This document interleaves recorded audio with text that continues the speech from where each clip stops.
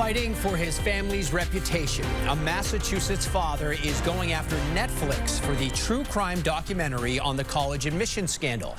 He says most of his convictions were overturned, but says he's now convicted in the public eye. Thank you for joining us. I'm David Wade. And I'm Lisa Hughes. Operation Varsity Blues captivated the country.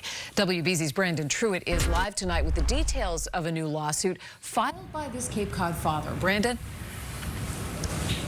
Well, Lisa and David, John Wilson spent $10 million in legal fees during his criminal trial. He never took a plea deal, and he was exonerated of his major charges last year.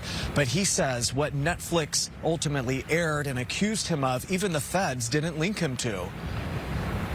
They called their production a documentary, which I always assume means it's truthful. And what they did, as it relates to me and my family, was anything but the truth. We met John Wilson in his home on Cape Cod. It's the first time we've spoken with the man whose face was seen around the world entering the Boston federal courthouse in 2019. What was that feeling walking in there, knowing that things weren't right? It's been a devastating experience from day one. The moment I was arrested was horrific. And then having to go to trial for a crime I didn't commit. Wilson has long maintained his innocence. In 2023, an appeals court dismissed all of the major convictions against him, but a Netflix documentary released 2 years prior about the college admission scandal is at the center of a lawsuit Wilson filed this week. In the suit, Wilson alleges the media giant defamed him by depicting his family gamed the system, by paying for higher test scores and creating fake student athletes to gain acceptance. Things court records show the U.S. Attorney's Office never charged him with in the first place. Your lawsuit says they knowingly did it.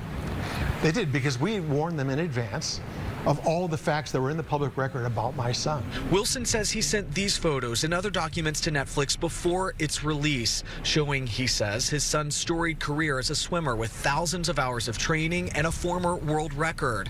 However, Wilson says Netflix falsely depicted his son taking stage photos, something prosecutors alleged other families had done to get on a team's roster to gain admission. He wants monetary compensation for him and his children, an apology from Netflix, and for them to correct the film. I think more than anything, it's also important to set the record straight for others, because what they did to me should never happen to anyone in America. It's just outrageous. We reached out to Netflix for this report, but we have not heard back. Wilson says he knows these cases, these defamation cases, are hard to prove in Massachusetts, but says this is really about clearing his family's name and legacy.